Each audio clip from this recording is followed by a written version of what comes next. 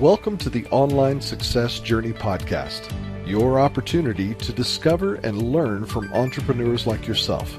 This is not your typical podcast, but a place where you can get the real story and find out how real people encounter speed bumps and detours, but journey through to find success. Now here's your host for the Online Success Journey podcast, Patience. Hello everyone and welcome to Online Success Journey. This is episode 239. Are you ready to join the clan? Today we have Miha Matlievski, a field coach who helps entrepreneurs and the business executives by using a monumental personal failures to help others where they need to go to find their personal success and fulfillment. Hello Miha. Hello, hi Patience. It's a pleasure to be here. Thank you for coming. I know the clan is anxious to hear your story, so let's get started with the basics. Can you tell my clan a little bit about your background, about what you did before you started your own online business? Oh, plenty of different things. I started my entrepreneurial journey 23 years ago or 24 years ago. Gosh, how time flies. I dropped out of high school when I was 17, and when I was 18, I was already doing my first step in the entrepreneurial journey. And then before I was 30, I had several successful businesses doing 7, 8, multiple 8 figures per year in revenue. And unfortunately, I wasn't really paying attention to lay down the foundations in those businesses. I was just enjoying the good macroeconomic situation, similar to what we see right now. And I didn't realize that at that time, so I never took the time or anything to really lay down the foundation, to learn what foundations are. And when that financial crisis started in 2008 and then in 2009, I lost everything overnight and ended up $5 million in personal debt without an option to do personal bankruptcy. So that's when the not so nice part of the journey starts. And it was full of depression, anxiety, darkness inside of me, not seeing any way how to climb back out of that, phone calls from debtors and so on. And in a few months' time, in the spring of 2010, I was literally seconds away to commit suicide because I saw no options for me to get out of that situation, and it just didn't seem like worth living. But fortunately, I had my aha moment when I was holding myself with just one hand to the balcony. It's a true story. I was really angry at myself, and I started using some very juicy words. I don't want to repeat those here, but it was along the line, like you messed it up, you failed, you did this, you did that. And it was really this monologue that kept me alive, because I realized in that moment that I did all those things. I made bad choices, because up to that moment, it was very easy to blame everything on the financial crisis, the politics, the global crisis, all of that, finding the being the victim.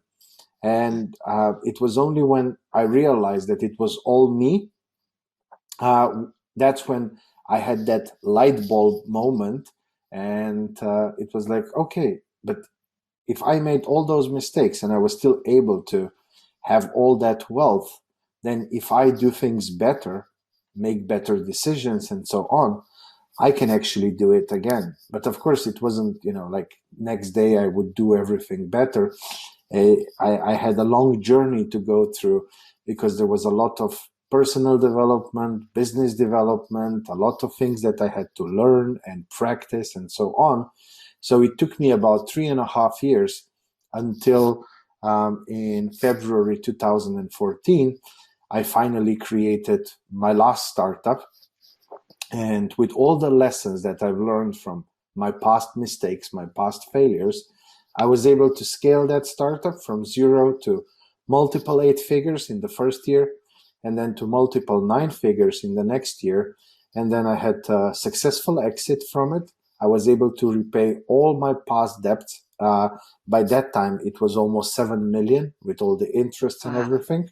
And I found myself in a very new situation where I had the freedom of time, the freedom of money, and the freedom of choice. And my choice was to hang out with entrepreneurs, to go to meetups, conferences, co-working spaces, and so on. And I was just happy to be surrounded by entrepreneurs. They heard about my story. They asked me questions, how was this? How was that? What would you do here? What would you do there? And so I became a mentor to a few of them, an advisor, and so on. And it was just really such a fulfilling place by being able to help others. I found it even more fulfilling than just creating something on my own. And I decided, well, why don't just do it full time? And that's how I became the fail coach. Because two things, I learned most of everything that I know from my past failures. And the only way to success is through failures. Nobody can go just success. It's impossible.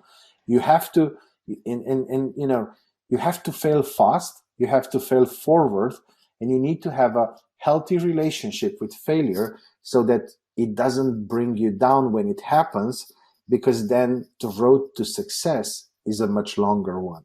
So that's the quick story. Wow. What a background, Miha. Wow. Ooh, very scary. What is the most dangerous belief an online entrepreneur can have? Well, I would say maybe fear of failure is for certainly, because it's fearing the unknown, and has nothing to do with the real world, but can stop many dreams. I think fear of failure is the number one dream killer. And then, of course, there's plenty of others, but I think this is one of the most important ones, especially for people who are new to entrepreneurship, who are just starting out. Fear of failure can often kill dreams. Right. I've heard your story. You paid off your debt, you find freedom, but why do you do what you do? Oh, that's a good question. I get it asked very often, because people are, well, you have the freedom. Why do you do what you do? So the first thing is, I'm really super passionate about it. I can't imagine a day without talking with entrepreneurs. I just can't. I can't, imagine going to the local pub and talking with, local drunk people about the weather and the politics. It's just not something that would satisfy me. So I love being surrounded with entrepreneurs. And even when I'm not doing my coaching, I organize free meetups and like anything, around entrepreneurship. So I really, really am very passionate about it. But then there are two big whys why I do what I do. The first one is because of failure, I almost committed suicide. I almost died. But not everybody is lucky enough to have the aha moment like I had. And I hear a lot of stories of entrepreneurs committing suicide, families not knowing why the person did what they did. And my big goal is to create an organization that I will call Failures Anonymous, which will be an organization, nonprofit organization, with meetings all around the world, small groups of people talking, sharing about failure, opening up, and so on, and overcoming failure and fear of failure. So that's one dream, and it's quite a big one.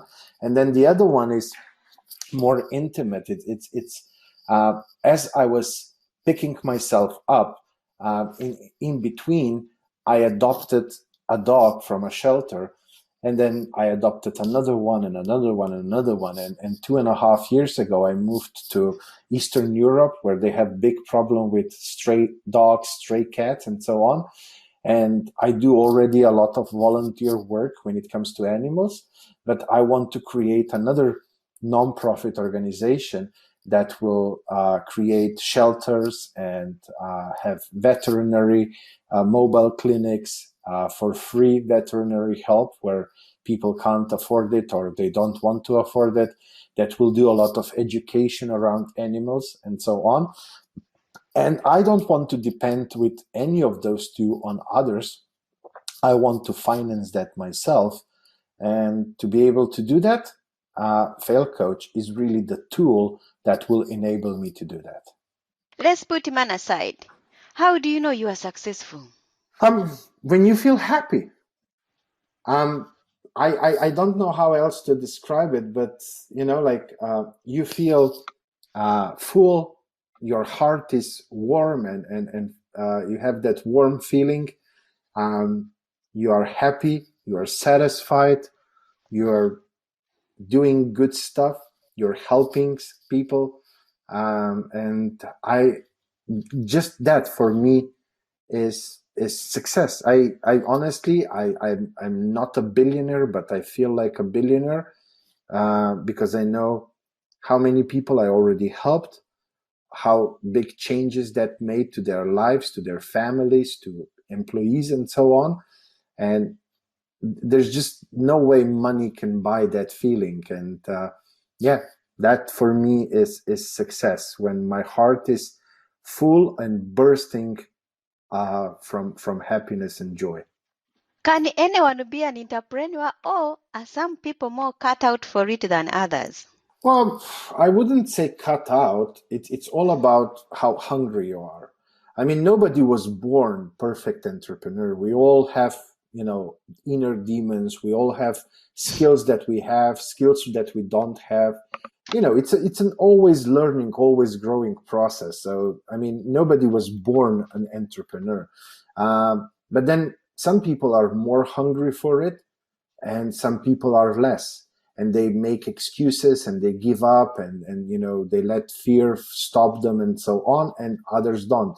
In general, I think there are two things that are very important.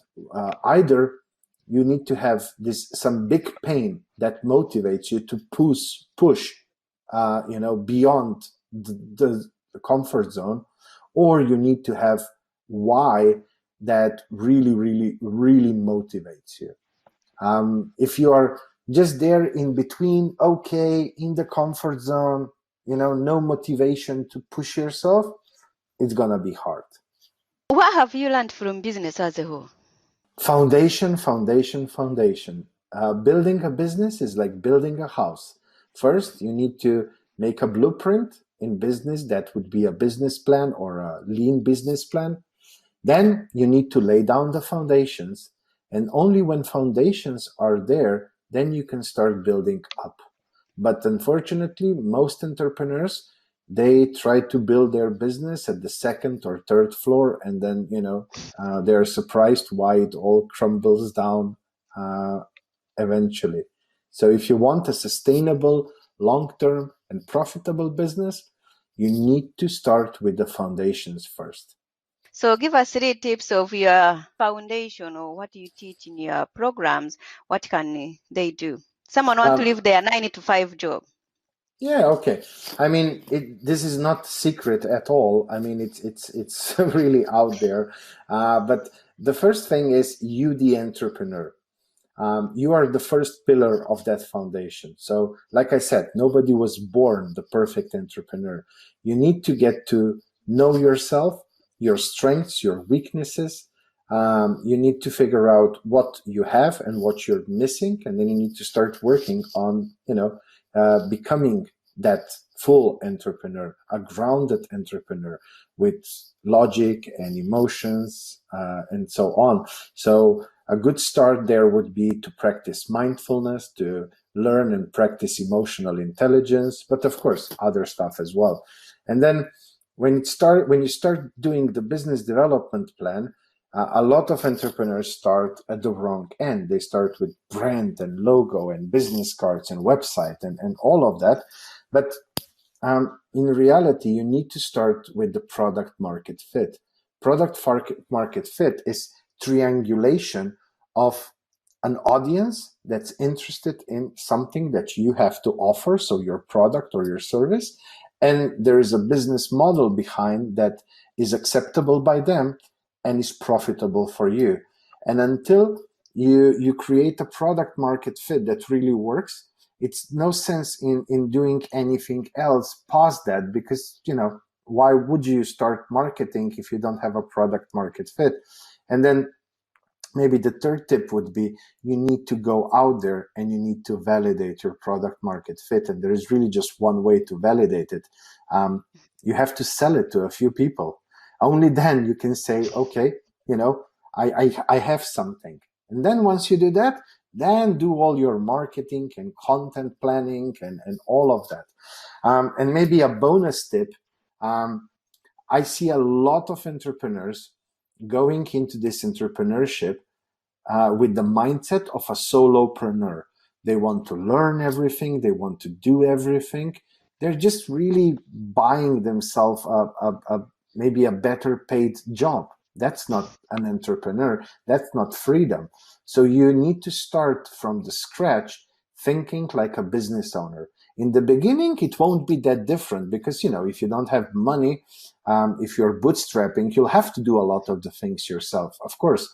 But it immediately, once you start generating some cash flow, a solopreneur will invest that cash flow or spend that cash flow very differently than a business owner. And it's all about mindset, nothing else. So it's either you are a solopreneur or you are a business owner. And I would suggest to everybody to develop business owner mindset, because that's what the freedom is all about. It's, the freedom of choice to do what you want to do, not what you have to do. But when you're a solopreneur, your whole company is basically relying on you. So not really freedom. Do you have a mentor in your business? Yeah, I do. I have a few mentors. I have a few coaches that I work with. My opinion is that we all suck when it comes to our own businesses. Because we are emotionally involved, we are involved on a daily basis, and sometimes it's just hard to see things outside of the box. No matter how good of a business coach you are, you still need somebody from the outside. So I'm part of masterminds, I have mentors, I have coaches. Sometimes we help each other, sometimes I hire them. It really depends. I don't have like a overall coach for everything, but when I see that we need something in a specific niche or in a specific part of our business, I go and find an expert for that particular part. What is the most valuable thing your mentors or coaches has told you? Most of the time is really just kicking my ass when, like sometimes we all go into excuse making. I mean, no matter how good you are, sometimes, you start finding some excuses or something like that. And it's always good to have somebody there who is honest and kicks your ass when you need it, realigns you. Sometimes it's the accountability that they provide you. So it's different things. But yeah, I mean, we all need a little bit of that additional outside perspective and outside help. What is one thing no one knows about you? I don't think there is something. I mean, I'm very open and I'm an open book, but not many people know that I used to teach salsa lessons a few years ago. I fell in love with Latin music. I always say that I'm Latino trapped in European body. And I fell in love with the Latin music. I started dancing. I started going to classes. And then later on, after I was doing that for a few years, they invited me if I want to co-teach a few lessons. And I was like, yeah, of course I want to do that. And it was a really, really wonderful part of my life. What grounds you? Mindful meditation and breathing exercises. And also walking my dogs. Because, walking for dogs, it's not an easy thing. You have to be focused. You have to be present. Your eyes are like ping pong balls going left, right. You have to check everything. So there's no place for me to take phone with me or anything. Like this is like, you have to be so present, so mindful, because things can go wrong pretty quickly with 4 dogs when they see another dog or something. I mean, mine are playful, but you never know what the other dog is, and things can get rough. So you have to really, really be mindful when you go for a walk. Thank you for sharing. What is one thing that has contributed to your success? Being and developing healthy relationship with failure and learning about the foundations. Really, just those two things. Because I don't fail less now that I'm the fail coach. If anything, I fail more. But because I have the right foundations, I can spot failures much quicker. I can react much quicker. And we really fail fast and fail forward in our business.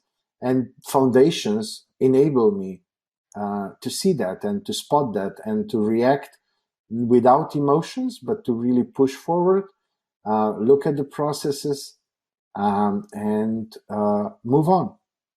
Let's talk about your business. Tell us more about the framework for freedom.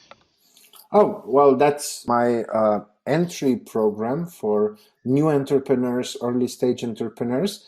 And it's really like handhold process, because it's not just recorded lessons. It's a lot of help in the group and brainstorming and all the things that we do. They really get a lot of additional help, because I believe that when somebody is new to the entrepreneurship, you can't just give them, here, watch some videos and you'll be okay. There are so many questions. There are so many things that they need help with. And I do provide them with all of that. So it's really laying down all the foundations for a successful, profitable business. Wow. What is it? A monthly subscription? Is it a one-time fee? What is No, it? you can pay one time, or you have the option to pay in 3, 6, or 12 months. But it's a one-time thing, and you have unlimited lifetime access, because I constantly add new content, new lessons. So, it will never be, oh, now we go to version 2.0 and you have to pay again. No, you buy once, and then for the rest of your life, you can be part of the community. You can come to all the brainstorming sessions, live Q&As, everything. So yeah, one-time payment, but they have the option to pay in monthly installments if they want. Wow. How long is this a program? Well, the program itself is, it is like go with your own flow. So you can do it as fast or as slow as possible, but it is broken down into 16 weeks. But I see that, well, it depends on the foundation that are already with somebody, or the past experience and the leverages that they have. Some can go really fast, and some need a little bit more time. But in general, we see that in about 3 to 6 months from starting, they can easily go from clueless to making 5 to 10K a month. This is in general what I see. You always have people. I had one guy who was really working for the past 30 years as an investment banker, and he was teaching young investment bankers how to do stuff. So he had all the knowledge already. He knew exactly who the target audience is, what they need, what they want, how much they can pay. So I think he needed like a month and a half to go to 6 figures, really. And then, I had people who needed a year because they were really taking it very slow, as a side hustle. And then, everything goes slower. So, I don't judge anybody, I say, okay, anybody should go however they want to go, but it really depends more on them, not on the program itself. The program is created in a way where if you want to go fast, you can go fast. If you want to go super fast, you can do that. But if you just enjoy the journey and go at your own slow pace, you can do that as well. Wow. What is your clientele? I think that it's more or less 35-year-old plus people, with some exception of younger people. But I see that those younger people, they had a more hard childhood, so they had to grow up faster. So it's more like more mature clientele. They all went through some sort of failures, and they just want somebody who will hold their hand throughout the process. Now, quite a lot, I would say more than half, are mompreneurs. So women who have children, young children, and who they just have the most amazing why for me. They do very good progress. So more than half of them, I would say, are mompreneurs. But yeah, you have like men, older, younger women as well. But most of them are 30, 35 plus. Where can we find this product or your program, and how can we connect with you? The easiest way is to just go to Google and type in Fail Coach, and bam, there's Miha. That's the easiest one, and then you can choose whichever platform you prefer to follow me on. But I do have a free group on Facebook. It's called The Leverage of Trust, so they can join that group and get to know me and learn for free how to get some oxygen money.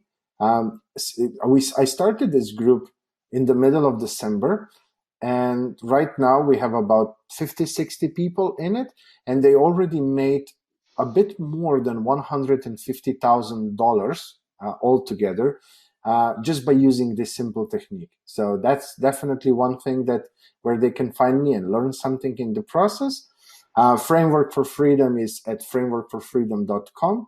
And yeah, that's about it. So, Clan, there will be more from Miha in a moment. If you are listening on one of the many podcasting platforms rather than my website and you are encouraged by Miha's journey, go to onlinesuccessjourney.com for a bonus portion of the interview. The Online Success Journey is a wonderful membership community built for people searching for the path to success. We are one big clan and you can be part of this community for free. Once you have joined the clan, click on part of Miha's journey or over 200 plus other journeys that are available and learn how you can find the right path for your own online success journey. That's a wrap, clan. Remember, success is a journey. Patience and Miha. This is not the end of the journey.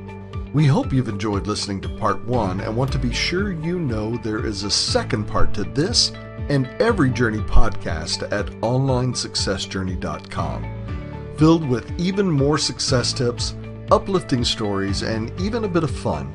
There are dozens of episodes only available to the members of the Online Success Journey clan. Check out the website and click on Join the Clan for more information. Patience would like to thank you for listening to this podcast, and she has a free audio gift for you at her website. Go to onlinesuccessjourney.com for instant access to this gift. Of course, you know that listening to the journeys of others helps each of us chart our own path.